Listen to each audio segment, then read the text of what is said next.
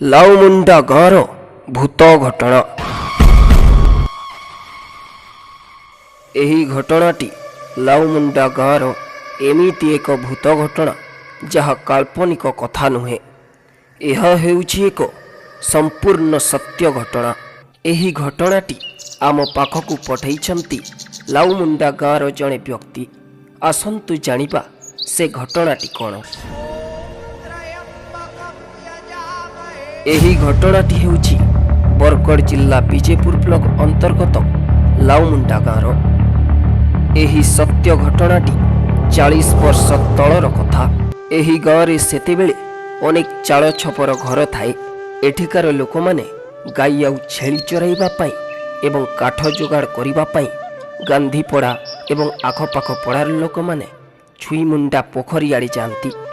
ଥରେ ଧ୍ୟାନ ଦେଇ ଦେଖନ୍ତୁ, ଲାଉମୁଣ୍ଡା ଗାଁର ଛୁଇମୁଣ୍ଡା ପୋଖରୀରେ ଘଟିଥିବା ସେଇ ଛାତିଥରା ଘଟଣାଟି। ଲାଉମୁଣ୍ଡା ଗାଁରେ ଗୋଟିଏ ଘର ଥାଏ। ସେ ଘର ମଝିରେ ଥାଏ ଗୋଟେ ଦୁଆର, ଆଉ ସେ ଦୁଆର ମଝିରେ ଥାଏ ଗୋଟିଏ ପିଜୁଳି ଗଛ। ସେଇ ପିଜୁଳି ଗଛରେ ବାସ କରୁଥାଏ ଗୋଟେ ପ୍ରେତାତ୍ମା। ସେଇ ପ୍ରେତାତ୍ମା ପାଇଁ ସେ ଘର ଲୋକ ନିଜ ଘରେ ରହିପାରୁନଥାନ୍ତି। ସେମାନେ ଅନେକ ଅସୁବିଧା ସମସ୍ୟାର ସମ୍ମୁଖୀନ ହେଉଥାନ୍ତି, କିନ୍ତୁ ସେମାନେ ଭଲ ଭାବେ ଜାଣିନଥାନ୍ତି ଯେ ତାଙ୍କ ସହ ଏମିତି କାହିଁକି ଘଟୁଛି, କ'ଣ ପାଇଁ ଘଟୁଛି।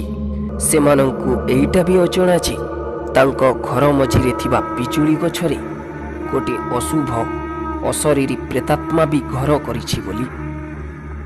ଦିନକର କଥା, ସେଦିନ ଉଆଁସ ରାତି ହୋଇଥାଏ। ସେ ଘରର ଜଣେ ମହିଳା ଶୋଇଥିବା ବେଳେ କିଛି ଭୟାନକ ଶବ୍ଦ ଶୁଣିଲା ପରି ଅନୁଭବ କରନ୍ତି। ସେ ଶବ୍ଦ ଶୁଣି ମହିଳାଙ୍କ ନିଦ ଭାଙ୍ଗିଯାଏ। ସେ ଭୟାନକ ଶବ୍ଦ ସହ କେହି ଜଣେ ଝିଅ କାନ୍ଦିଲା ଭଳି ଶବ୍ଦ ଶୁଭୁଥାଏ। ସେ ଶବ୍ଦ ଶୁଣି ମହିଳା ବହୁତ ଜୋରରେ ଡରି ଯାଉଥାଏ, କିନ୍ତୁ ମନ ଭିତରେ ଯେତେ ଡର ଥିଲେ ବି ସେ ଜାଣିବାକୁ ଚାହୁଁଥାଏ ଯେ ପ୍ରକୃତରେ କାନ୍ଦିବା ଶବ୍ଦଟା ଶୁଭୁଛି କୁଆଡ଼େ। ସେ ତା ସ୍ୱାମୀକୁ ନ ଜଣାଇ କବାଟ ଖୋଲି ବାହାରକୁ ବାହାରିଲା।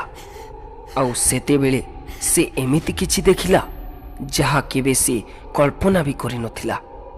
ସେ ଦେଖିଲା ଯେ ଗୋଟିଏ ଝିଅ ତା ପଟକୁ ପଛମୁହାଁ କରି ପିଜୁଳି ଗଛ ତଳେ ବସିଥାଏ।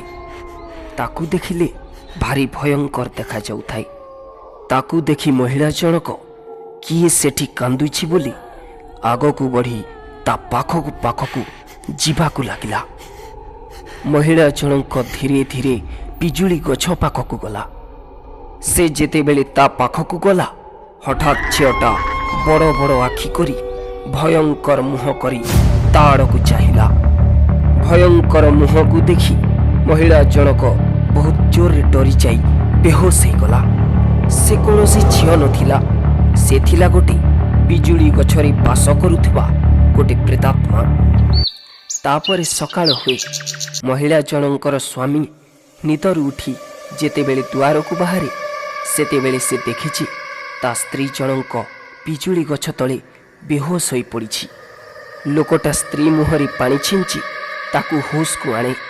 ହୋସ ଆସିବା ପରେ ମହିଳା ବହୁତ ଜୋରରେ ଭୂତ ଭୂତ, ଗଛ ତଳେ ଭୂତ ଅଛି।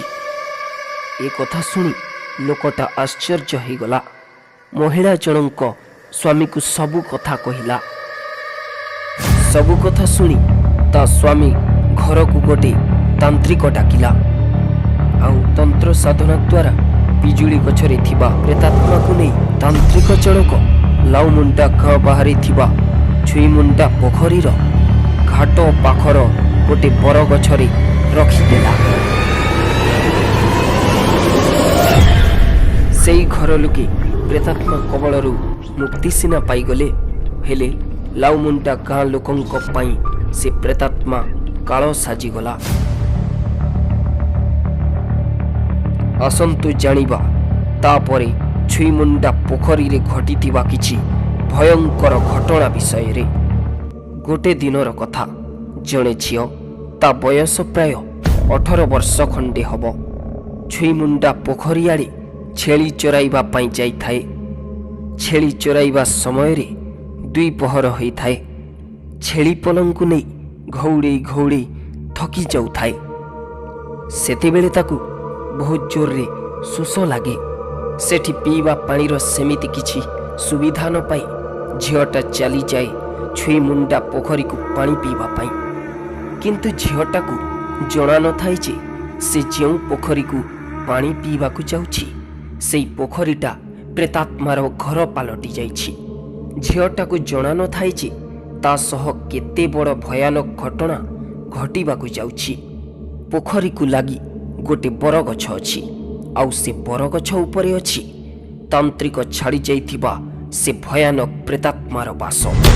ଝିଅଟା ବରଗଛ ତଳେ ଥିବା ପୋଖରୀ ତୁଠକୁ ପାଣି ପିଇବାକୁ ଯାଏ। କିନ୍ତୁ ଝିଅଟିକୁ ଟିକେ ବି ଜଣା ନଥାଏ ଯେ ସେ ଯେଉଁଠି ପାଣି ପିଉଛି ତା ପଛପଟେ କେହି ଜଣେ ଠିଆ ହେଇଛି। ସେ ଯେତେବେଳେ ପାଣି ପିଉଥାଏ ପୋଖରୀଟା ଦ୍ୱିପହର ସମୟରେ ପୁରାପୁରି ସୁନସାନ, କେହି ଜଣେ ବି ଦେଖାଯାଉନଥାନ୍ତି। ସେ ପୋଖରୀ ତୁଠରେ ଏକା ପାଣି ପିଉଥାଏ।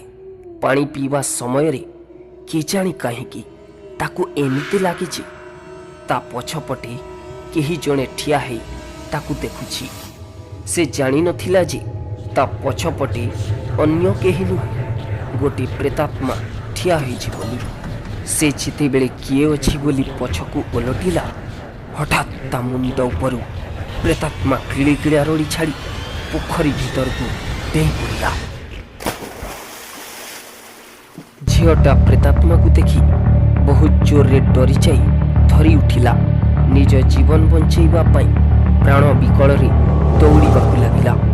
ସେତେବେଳେ ସେ ଝୁଣ୍ଟି ପଡ଼ି ତା ଡାହାଣ ହାତ ଭାଙ୍ଗିଗଲା। ଝିଅଟି ଯେମିତି ସେମିତି ହେଇ ଘରକୁ ପଳେଇଲା। ଖାଲି ଏତିକି ନୁହେଁ, ଏ ପୋଖରୀରେ ଏମିତି ଅନେକ ଭୂତ ଘଟଣା ଘଟି ସାରିଛି।